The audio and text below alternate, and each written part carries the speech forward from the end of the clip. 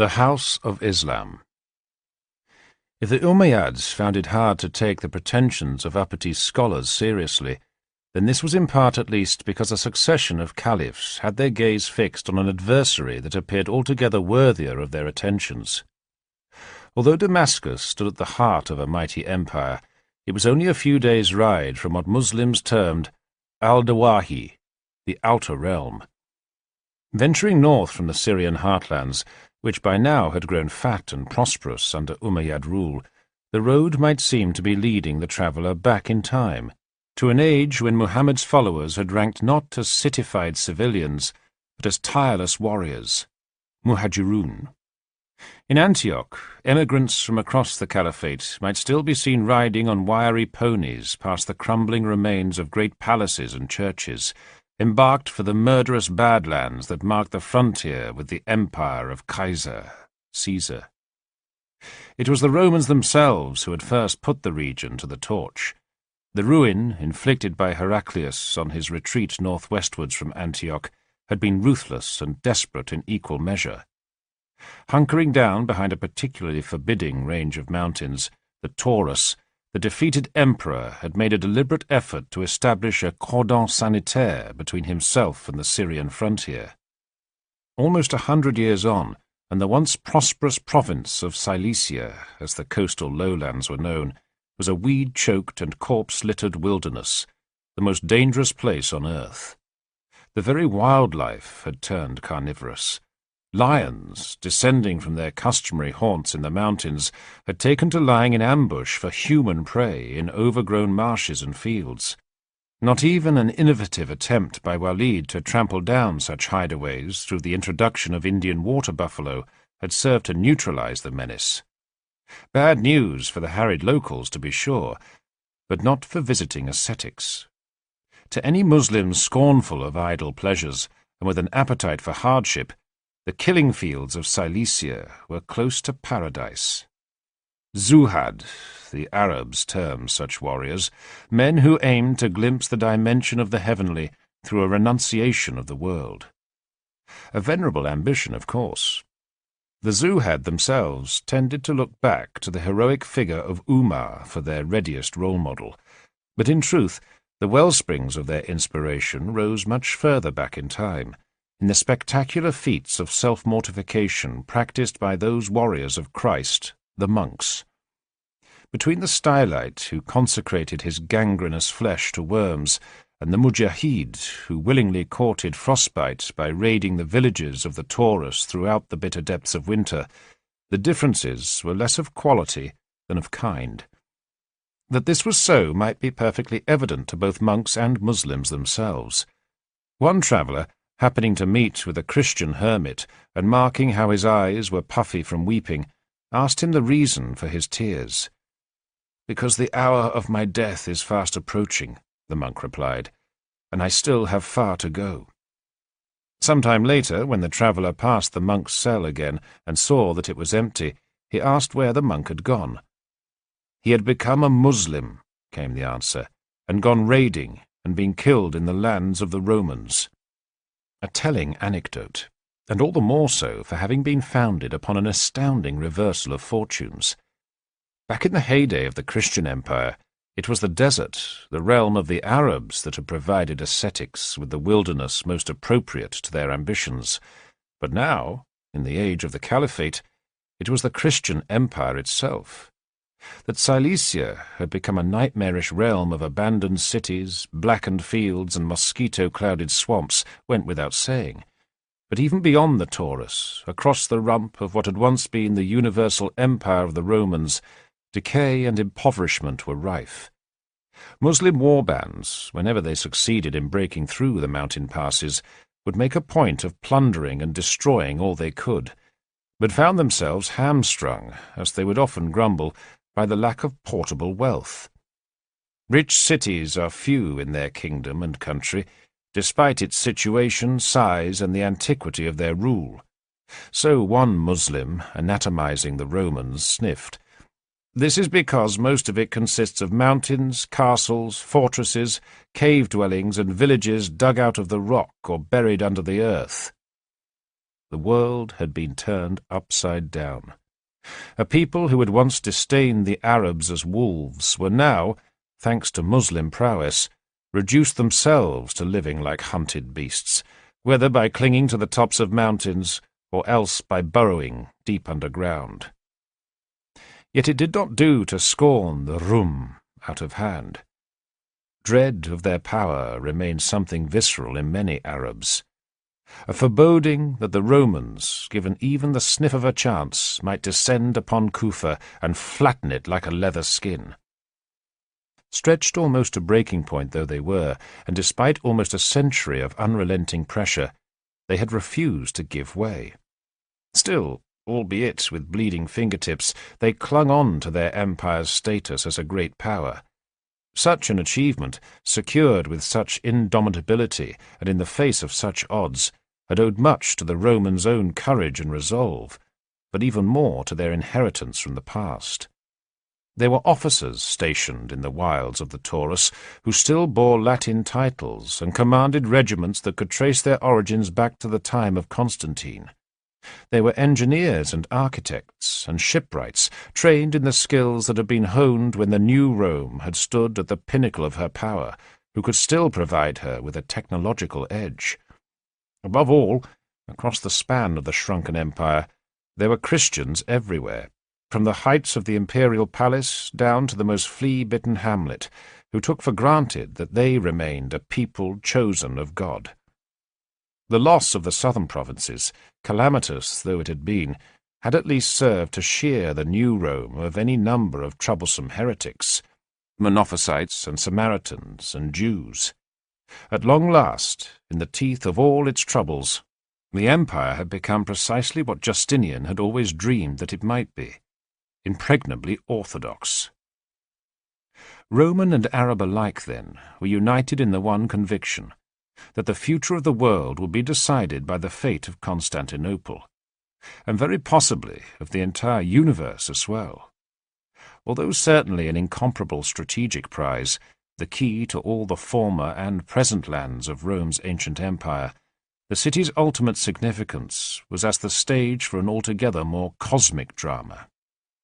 Among Christians, the inevitable failure of a great Ishmaelite assault upon the Roman capital was confidently expected to herald the coming of the last and greatest Caesar of them all, a conqueror who would triumph over the Arabs even more heroically than Heraclius had done over Khusro, recapture Jerusalem, and usher in the return of Christ.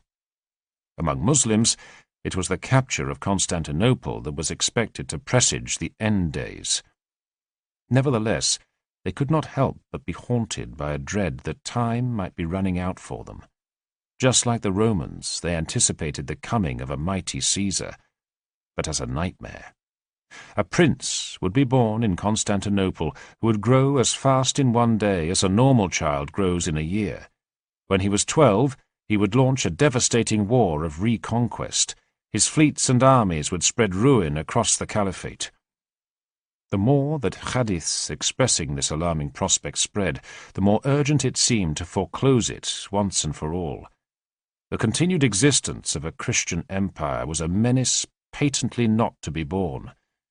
The gaze of the Umayyads, as it had not done since the time of Muawiyah, began to turn upon Al-Qustantiniya itself.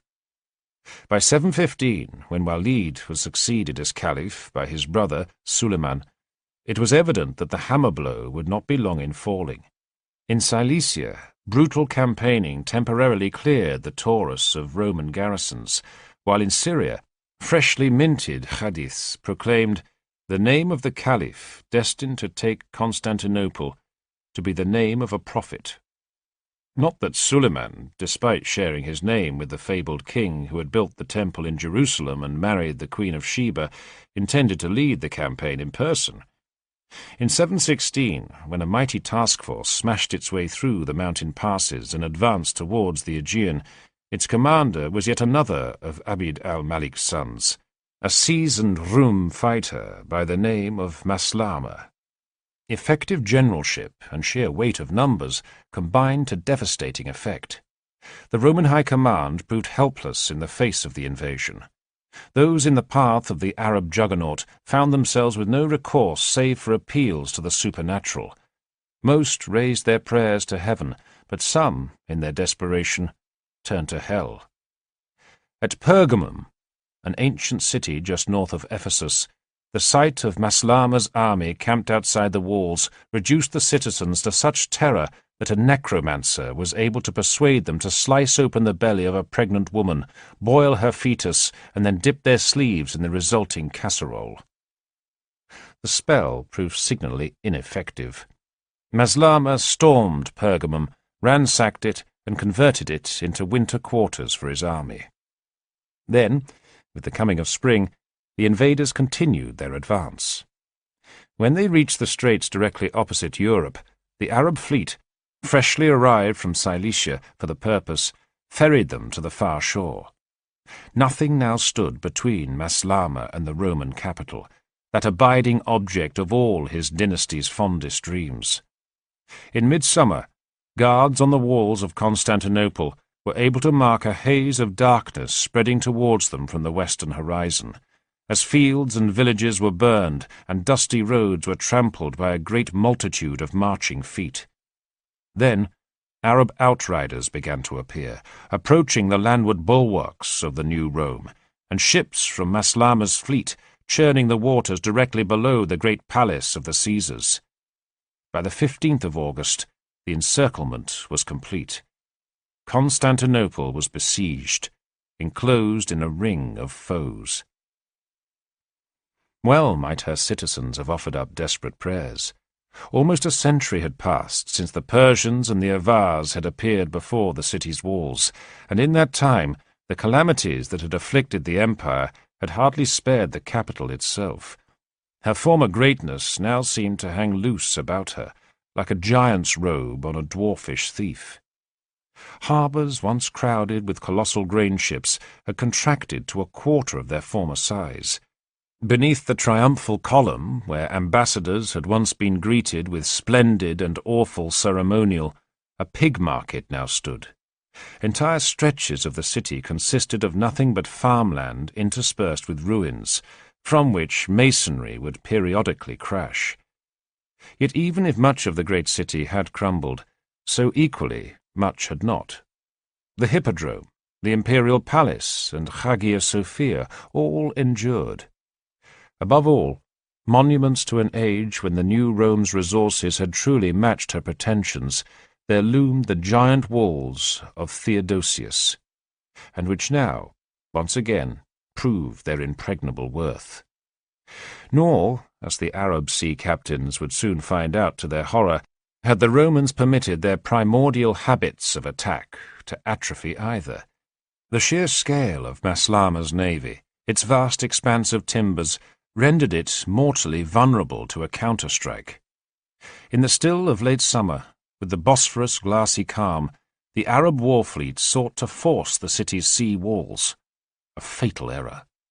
The Romans, launching their own ships from the Golden Horn, unleashed the deadliest weapon at their command: fire. Blazing hulks crashed into the Arab fleet and sent flames dancing across the great forest of masts, while smaller ships, armed with siphons, sprayed viscous oil so miraculous and terrifying in its effects that sailors continued to burn from its touch even as they screamed and tore at themselves on the boiling waves. Hygron pyre, this devastating invention was called, liquid fire. That the secret had been brought to Constantinople a few decades earlier by an architect called Kallinikos did not obscure for the city's defenders as they watched the blazing Arab ships sink or else drift helplessly into one another or out to sea, its ultimate derivation. Clearly it was God who had shattered all the invaders' plans, at the intercession of his holy, chaste mother. Nor was the Virgin done yet. Calamity after calamity struck at the besiegers. Some of these, the thick snow that covered the Arab camp during the winter, the famine and plague that afflicted it during the summer, clearly derived from the prayers of the Christian people. But so too, they knew in their souls, did the many triumphs of their agents. When Coptic squadrons from the Arab fleet were persuaded to desert, or when barbarians from the north were bribed to attack Maslama's land forces, the dramatic success of these various gambits seemed to the defenders to bear striking witness to the favour of the heavens. By the summer of 717, after a siege of almost a year, it was evident that the Arab attempt on Constantinople had failed. In Syria, Suleiman was already dead, and the new caliph, cutting his losses, ordered the expedition to withdraw.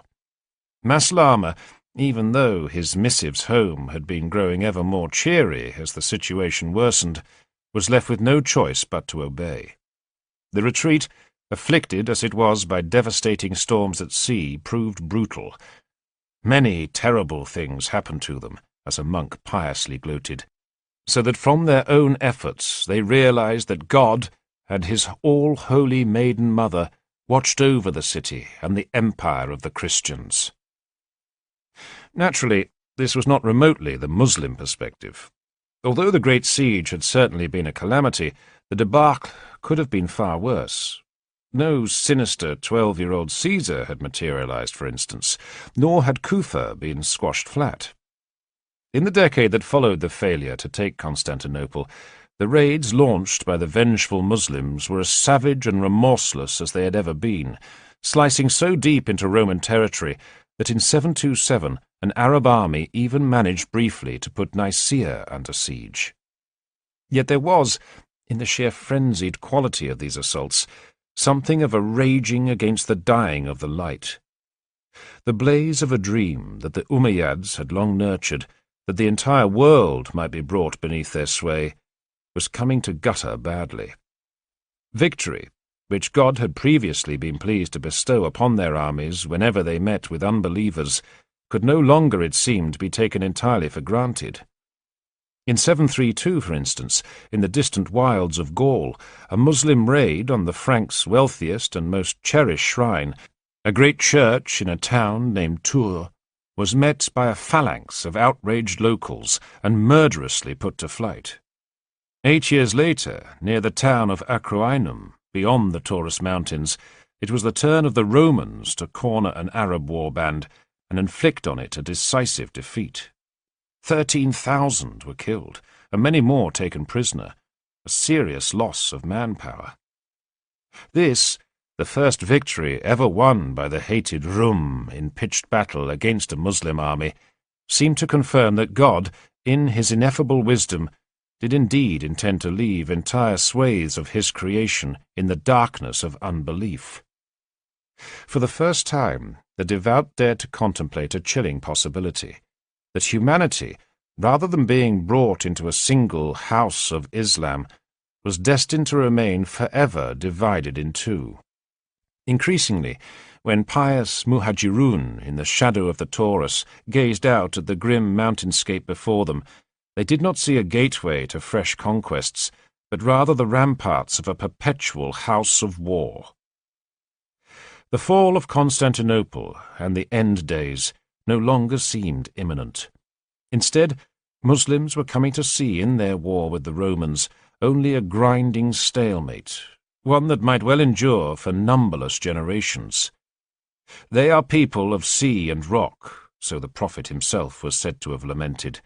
Alas, they are your associates to the end of time. Against the backdrop of such prophecies, defenders of the House of Islam came to cast the Empire of Constantinople and all the Christian realms beyond it as a ghoul-like doppelganger, hellish, predatory, undead.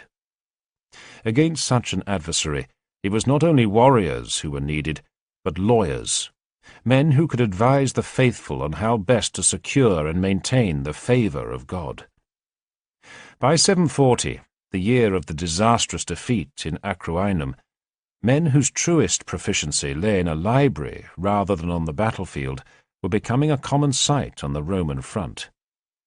Such scholars, it was true, hardly lacked for martial courage. One, Ali ibn Bakhar, when slashed across his belly, cheerfully used his turban to stop his entrails from spilling out, and then went on to kill no fewer than 13 enemy soldiers, while his idea of relaxation, when away from the battlefield, was to make pets out of the dreaded lions of Cilicia. Yet the true value to the Muslim cause of these scholars lay neither on the battlefield nor in the field of pest control. Rather, what they contributed to the great death struggle with the House of War was something even more precious, an assurance to the faithful that they were indeed, by taking up arms against the unbelievers, performing the will of God. Standing in the shadow of the Taurus Mountains, it was not enough for the frontier guards of the Caliphate merely to construct fortifications out of the plundered rubble of abandoned Roman cities. Far more urgent was the need to fashion, along the border with the House of War, a dimension that could rank as authentically, purely, and impregnably Islamic. This was why the frontiersmen's word for a fortified stronghold, ribat, was also applied to the particular brand of pious activity associated with the ulama, a determination to permit nothing to the faithful that did not derive directly from the Prophet. He was the one who taught the inhabitants of the frontier region how to behave. So it was recorded of one lawyer, a Kufan by the name of Abu Ishaq. He instructed them in the Sunnah and used to command and prohibit. Whenever a man inclined to innovation entered the frontier region, Abu Ishaq would throw him out. Yet there was, in the presence of such figures, amid all the dangers and deprivations of Cilicia, an awkward paradox. When Abu Ishaq risked a whipping to upbraid a local commandant, when Ali ibn Bakr wept until he went blind, when other scholars fasted or ate dust or wore rags or refused to wash, they were not following the example of Muhammad. Rather, they were aping Syria's famously ascetic monks. This, in the context of the interminable war with the Christians, could hardly help but appear a mounting embarrassment. How could Islam ever hope to scour the world of unbelief when there still lurked in the souls of its own shock troops a lingering taint bred of their foes? Fortunately for the ulama, however, the solution to this problem, an increasingly tried and tested one, lay ready to hand. The words of our prophet have reached us, a correct and truthful statement. So declared Ibn al-Mubarak, a Turk whose relish for fighting the Rum had led him to travel to the Taurus all the way from far-distant Khorasan, and who would come to rank as perhaps the most formidable of all the warrior scholars. The Imam of the Muslims, as he was admiringly hailed, he possessed not only a rare aptitude for defeating Romans in single combat, but a familiarity with hadiths so detailed and passionate that he was known to discourse on them even in the heat of battle. Who better, then, to reassure the Muhajirun that the mortifications required of them on the frontier had in fact been authentically Islamic all along, and owed nothing to the example of infidels? Why, the Prophet himself, so it suddenly appeared from a flurry of hadiths brandished to triumphant effect by Ibn al-Mubarak, had given Muslims explicit instructions not to copy monks. Every community has its monasticism, and the monasticism of my community is jihad. Quite what was being suggested by this word remained, however, in Ibn al-Mubarak's own lifetime, something very much up for grabs. Its literal meaning was struggle, and in the Quran, reference to the jihad required of believers was as likely to imply a good argument with the mushrikun, or the giving of alms, or perhaps the freeing of a slave, as it was any commitment to pious violence. With warrior scholars such as Ibn al-Mubarak, desperate to claim the Prophet as their exemplar, however, the word came increasingly to take on a much narrower connotation: warfare in the cause of God. Riding to the frontiers of the embattled House of Islam and slaughtering stiff-necked Christians was cast not merely as an option for dutiful Muslims, but as a positive obligation.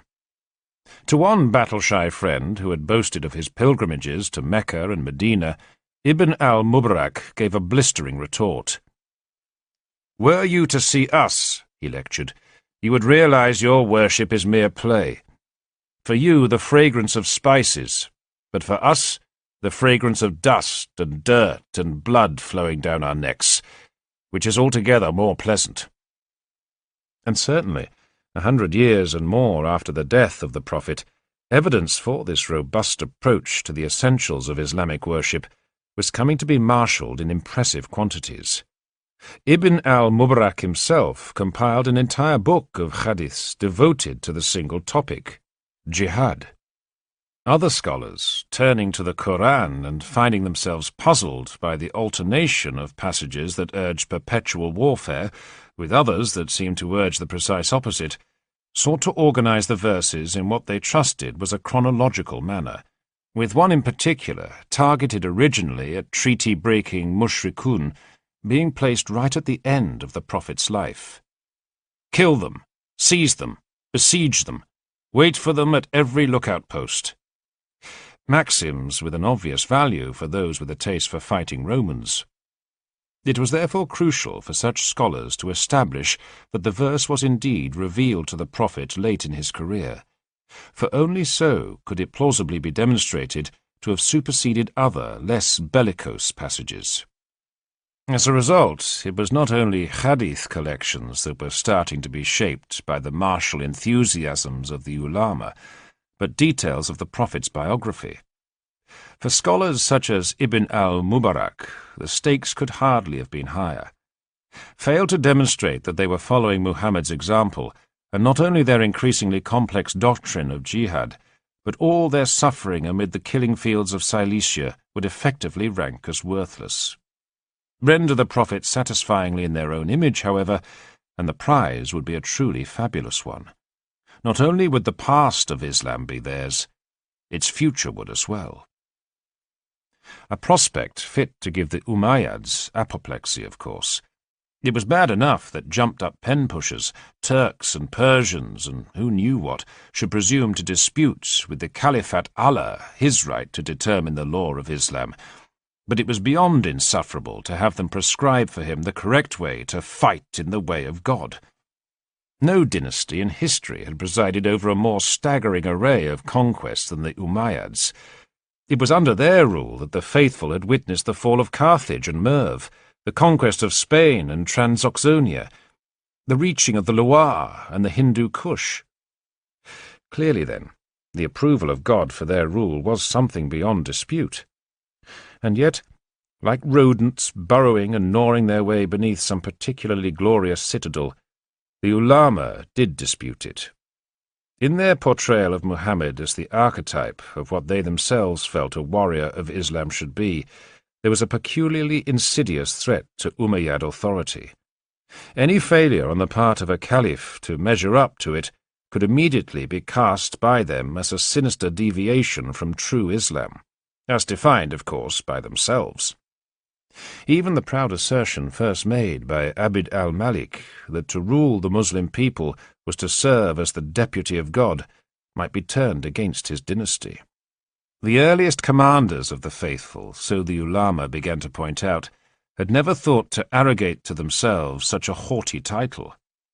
Any notion of posing as God's deputy to a man as austere and devout as Umar would surely have been beyond the pale. Accordingly, in the version of history written by the ulama, he came to be endowed with a far more modest title, not Deputy of God, but Deputy of the Prophet of God. The Umayyads, when set against such a paragon, could hardly help but appear a gang of impious upstarts, arrogant gate-crashers squatting in the house of Islam. Propaganda both brilliant and black.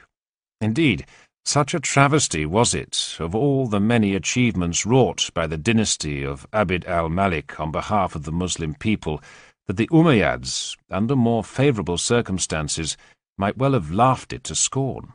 Circumstances, however, during the lengthy reign of the last of Abd al-Malik's sons to ascend the caliphal throne, a squinting skinflint by the name of Hisham, were anything but favourable. Able and innovative a statesman though Hisham was, and especially when screwing his subjects out of their money, yet the seeming brilliance of his administration was in truth possessed of a mere surface glitter. His own personal lack of courage, which saw him palpitate violently whenever he received news of some reverse, did not prevent him from being guided by one fundamental conviction, that it was the prime and proper responsibility of a caliph to secure the expansion of the House of Islam. Neither defeats at the hands of the Franks and the Romans, nor a widespread revolt in North Africa in 739 could persuade him to reconsider this core presumption. As a result, by the time of his death in 743, his coffers were seriously depleted, and the Syrian army, which had served as the cutting edge of Umayyad power ever since the time of Muawiyah, had been perilously blunted. Worn down by endless campaigning, the professionals who constituted its units were now scattered far and wide, from the Pyrenees to the Indus. In Syria itself, almost none remained. And this, for Hisham's successors, was to spell mortal danger. Even prior to his death, unrest was spreading fast. In Syria, it took the form of increasingly tribal-based factionalism, but in Iraq, it had an even more ominous source. Ghosts still unexorcised, despite almost a century of Umayyad rule, were re-emerging from the often blood-bolted mists of the past. In 740, the Shia demonstrated that they had lost none of their appetite for doomed uprisings, when some 200 Kufans, rallying in support of one of Ali's great-grandsons and confident that they still enjoyed the favour of God, hurled themselves against an Umayyad attack squad 10 times their size. The rebels were duly wiped out beneath a hail of arrows, and the headless trunk of Ali's heir was nailed to a cross. At the same time, less flamboyantly but more effectively, agents for another family with a claim on the name of the Prophet were also at work, damning the Umayyads as false Muslims and usurpers. Despite their seeming obscurity, the Abbasids, a Qurashi dynasty based in a remote farmstead in Nabatea, could lay claim to a truly priceless ancestor, none other than Abbas, the uncle of Muhammad. In the years that followed Hisham's death, this was enough to pique the interest of a growing number of Muslims, and not only among those inveterate malcontents, the ulama. With the times seemingly fractured, speculation over the possible cause of God's anger was rife. The answers given were rarely favourable to the ancien regime. Consequently, as Abbasid propagandists murmured their honeyed promises of a new dawn, the faithful began to listen to such whisperings with ever more attention. Perhaps, at such an excruciating moment of crisis, the appearance on the political scene of such living links with the Prophet might indeed be a part of God's plan. Umayyad loyalists were hardly alone in snorting at this notion. It was almost inevitable, with factionalism rife across the caliphate, that Islam's most fanatical insurgents would seize the opportunity to launch an uprising of their own. And, sure enough, in 745, it was the turn of the Kharijites to raise the banner of revolt. Rather than martyr themselves needlessly, as the Shia had such a taste for doing, they brought to the business of revolution their customary attributes of ruthless efficiency and savagery. A few weeks after proclaiming their own caliph, they had already gnawed off a major chunk of Iraq. Yet in truth, the Kharijites would never have had the opportunity to establish this breakaway state had it not been provided them by the most lethal of all the various outbreaks of fitna, a faction fight among the Umayyads themselves. In 744, Hisham's heir, a dashing poseur by the name of Walid, had been assassinated in one of his desert pleasure palaces, a murder that had served to unleash an unparalleled bout of bloodletting among his relatives. The man who eventually emerged victorious from this carnivorous feuding was a grizzled but curly-headed warlord ostensibly well-suited to power, a nephew of Abd al-Malik's named Marwan. By 747, he had decisively trampled down his Umayyad and Kharijite rivals, and amply demonstrated both the kick and the stubbornness of the beast to which he was most often compared, a mule. Yet his triumph had come at a terrible cost. Iraq and Syria both lay in ruins, and Marwan was so despised in Damascus that he decamped from Syria altogether and established his court in Harran. An astounding development, to be sure. Even with the caliphate in a state of near collapse, a city still ulcerous with idolatry had come to be established as the capital of the Deputy of God. Many Muslims would doubtless have been shocked to learn that the moon continued to be worshipped anywhere in the house of Islam. The cult of sin might also have been designed to provoke their horror. Yet the pagans of Harran, who had suffered brutal persecution in the final years of Roman rule, had found their new masters, if not exactly more tolerant, then more laissez-faire at least. Christians would snidely attribute this to the gullibility of the Muslim authorities, who were supposed to have been tricked into accepting that the moon worshippers were in fact the enigmatic Sabians mentioned in the Quran, and therefore, according to the Prophet, one of the three peoples of the book. Whatever the truth of such a tall-sounding story, Harranians were certainly still studying the future by sacrificing animals and then examining their livers, directly under Marwan's nose. The persistence of such ancient practices within a capital of the caliphate serves as a vivid reminder that Muslims were not alone amid the evils of the age in attempting to fathom the purposes of the heavens. In 745, for instance, during Marwan's devastating campaign in Syria, a stylite had presumed to warn the passing warlord that he would be dealt with by God even as he had dealt with his subjects. When Marwan heard this, he commanded that the pillar should be overthrown, and he brought down the old man and burned him alive in the fire. Caliphs, of course, might treat Christian saints with a brutality and dismissiveness that would have appalled a Caesar, and yet even as Marwan hunkered down in Harran, he neglected the sensibilities of his non-Muslim subjects at his peril. Flood tides were swirling around him older by far than Islam. These were rising, however, not in the traditional heartlands of the Caliphate, in Syria or Iraq, but far to the east, in Khorasan. Almost 3 centuries had passed since Peroz, in his war against the Hephthalites, had set the seal on a disastrous reign with one final calamitous battle. Much had changed since then, and yet the miseries suffered by Khorasan under Hisham and his successors had come to wear a very familiar look. As resentments and frustrations bred of heavy taxation gnawed at an oppressed population, so had Muslim armies beyond the Oxus suffered a series of humiliating reverses. Not even the ultimate stabilization of Transoxiana could erase the notorious reputations of a succession of incompetent Umayyad governors. "You abandoned us like pieces of a slaughtered beast, cut up for a round-breasted girl," the Arabs of the Eastern Front sang of one particularly epicene appointee from Damascus. Yet Umayyad authority was threatened by more than the resentments of Muslim settlers. It was in peril as well from the same traditions that had once blackened the name of Peroz.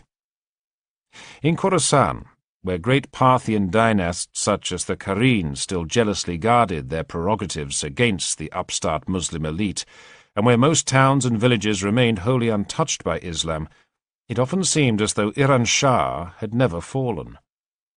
That the world was divided into rival spheres of good and evil, that a great monarch was either a defender of truth or he was nothing, that the wickedness of an oath-breaker would bring ruin to his realm, here were presumptions still widely taken for granted along the eastern marches of Iran. The result was, as Umayyad rule began to implode, that the stirrings of rebellion could be felt well beyond the Fertile Crescent. In 745, even as the Kharijites were launching their latest insurgency, a mysterious prophet appeared in Khorasan. Dressed all in green, the colour of Mir, brandishing a book of revelations written in Persian, and proclaiming himself familiar with the byways of heaven, Behafarid was a revolutionary conjured, it seemed, from the most haunting mists of the Iranian past. Having died and then risen again, or so his disciples proclaimed, he announced his mission in terms that nakedly scorned all the pretensions of Muhammad. "O people, I am Behafarid, the messenger of God. Of course, it could not possibly last. Muslim rule, whatever the hopes of the great multitudes of peasants who flocked in excitement to Behafarid's banner, was not so easily overthrown. Sure enough, in 749 the self-proclaimed prophet was arrested, put in chains, and hanged in a nearby mosque. Yet his executioners, for all that it would have appalled them to contemplate it, were not perhaps wholly dissimilar to the man they had put to death. Behafarid's murderers were themselves followers of an insurrectionist who had emerged abruptly on the fringes of the former Iran Shah and combined charisma with a dramatic claim to be an agent of God. Father of a Muslim, he called himself, a name so obviously a pseudonym as to give away nothing at all. His glamour, in part at least, was that of a man in a mask. The knowledge of my deeds, as he put it with a calculated show of mystery, is better for you than the knowledge of my pedigree. Yet whether an Arab or an Iranian, an aristocrat or a former slave, one thing at least is certain. He was powerfully assisted in his preachings by the same identical swirl of yearnings and expectations as had inspired Behafarid. Along the easternmost fringes of the caliphate, faiths were not easily patrolled. So it had ever been, of course, in border zones. No wonder, then, far distant as they were from all the efforts of the ulama to raise barriers around the practice of their religion, that the Muslims of Khorasan should have betrayed the influence of beliefs older by far than the Sunnah. What helped to give Abu Muslim his prestige among them was that he dared, as once the critics of Peroz had done, to damn their ruler as a man condemned by God. Although he did not, like Behafarid, clothe himself in green, yet in the summer of 747, when he declared open rebellion against Marwan, he unfurled a banner dyed a single colour, black. That he did this in a village outside Merv, where the fugitive Yazdegerd had been murdered, was hardly suggestive, of course, of any nostalgia on Abu Muslim's part for the House of Sassan. And yet, to Iranians, his preachings might well have stirred memories of the toppled monarchy. The cause proclaimed by Abu Muslim was that of a single family, appointed by God to the rule of the world. And if the mark of their claim to this awesome status was the possession not of a far, but rather of a bloodline traceable back to the uncle of the Prophet, then that, in an Islamic empire, promised qualification enough. Abu Muslim, like so many other rebels trained in subterfuge and insurrection, was an agent of the Abbasids, and by raising the East in their cause, he had succeeded in fusing the past with the future, the Iranian with the Arab, the Sasanian with the Islamic. It was to prove a quite staggeringly potent combination, and the ruin of the Umayyads. The flames of rebellion swept westwards from Khorasan so fast and so ferociously that Marwan was caught out fatally short. Already, as the spring of 749 turned to summer, Abbasid forces had secured complete control of Iran. By August, they were across the Euphrates. By September, they were inside Kufa. By the 28th of November, in the very mosque where Ali had been murdered, an Abbasid was publicly hailed as Caliph. Marwan now had no option but to meet the provocation head-on. Rather than wait for the full roster of his veterans to assemble, he opted instead to cobble together such units as were already available to him in Haran and lead them against the pretender. On the 25th of January, 750, on the bank of a tributary of the Tigris called the Greater Zab, he spotted the black banners of the Abbasids, advanced and fell upon the rebels. The result was calamity. His army was obliterated. As unyielding as ever, even in the face of such a disaster, the tireless Marwan fled the battlefield and desperately struggled to marshal further troops, but there were none to be found. Galloping past both Damascus, the capital he had abandoned, and Jerusalem, the city that now mocked his dynasty's crumbled greatness more than any other, he made his way into Egypt. Here, in the heat of the summer, he was finally cornered by his pursuers. His head, topped by the frizz of his curly hair, was dispatched to his replacement upon the throne of the caliphs.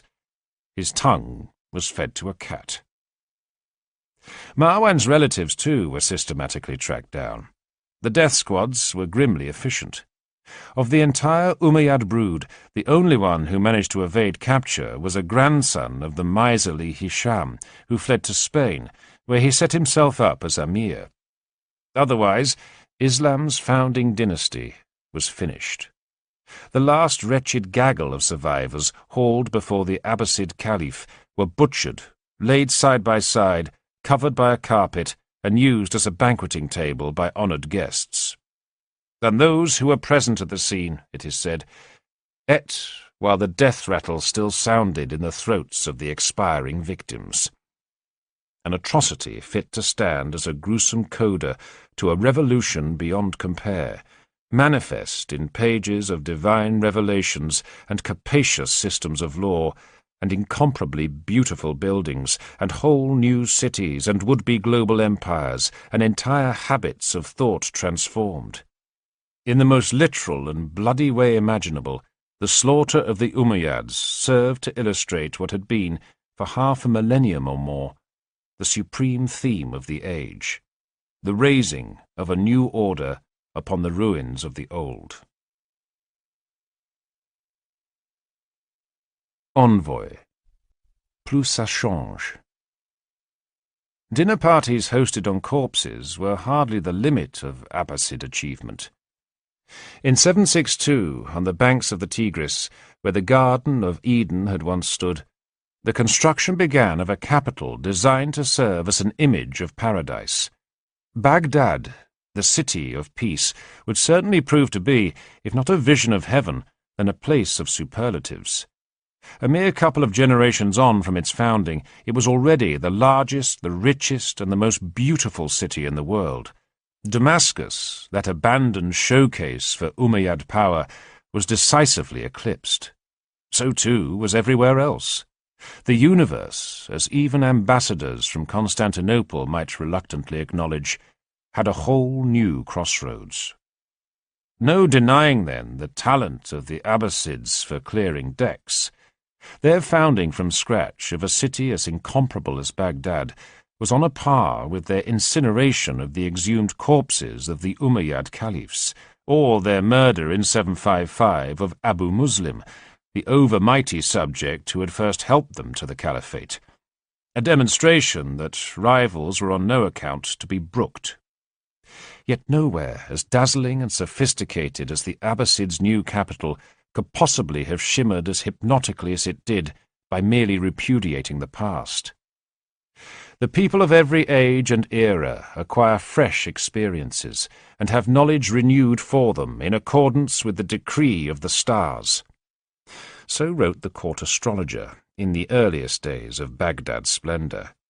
What he could see, mirage-like, beyond the palaces and spreading suburbs of the freshly minted capital, were the phantoms of other global cities that had also once glittered amid the mudflats, Ctesiphon and Seleucia and Babylon.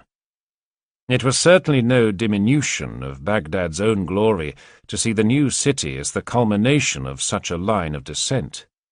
The Abbasids, by restoring the capital of the world to Iraq, were consciously laying claim to traditions that would burnish, not diminish, their own prestige. If there was in this more than a hint of how Ardashir, arriving in Mesopotamia from Iran, had established a capital beside the Tigris, while still retaining the name of a Persian, then it did not go unnoted by shrewd observers.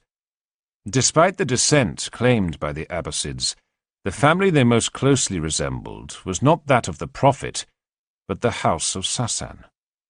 Increasingly, the comparison of a caliph to a shahanshah was no blasphemy, but a statement of the obvious.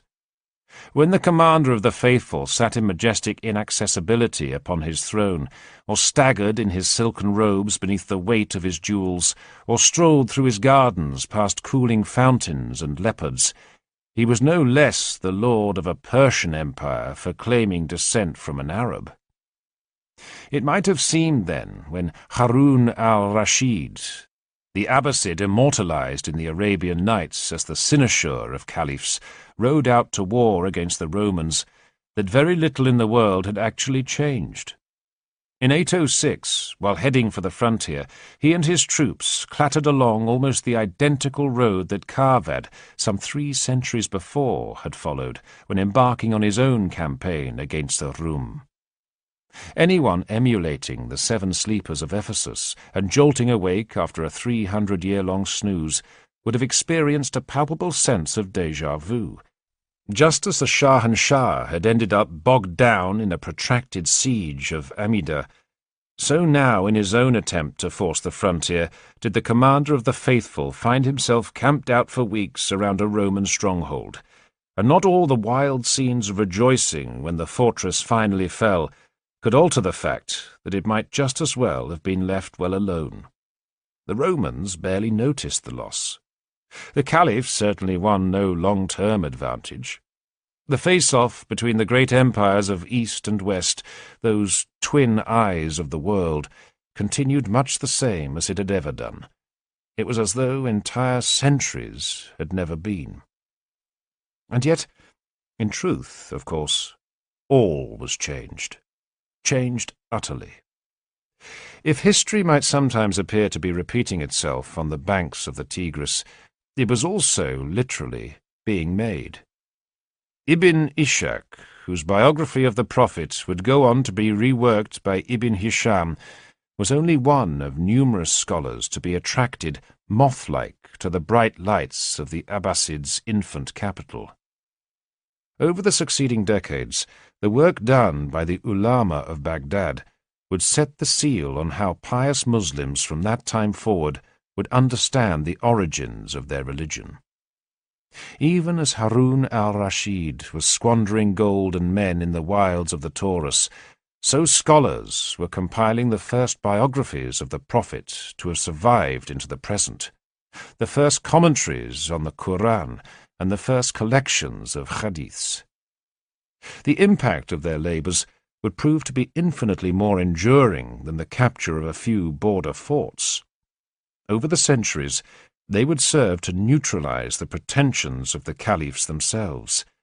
The compilers of the Sunnah, who regarded the Abbasids with scarcely more enthusiasm than they had the Umayyads, remained implacable in their determination to geld the Caliphate Allah. What served to complete this protracted operation was the acceptance by everyone, even the Caliph himself, of a version of Islam's beginnings that gave no scope for anyone to rule as a deputy of God.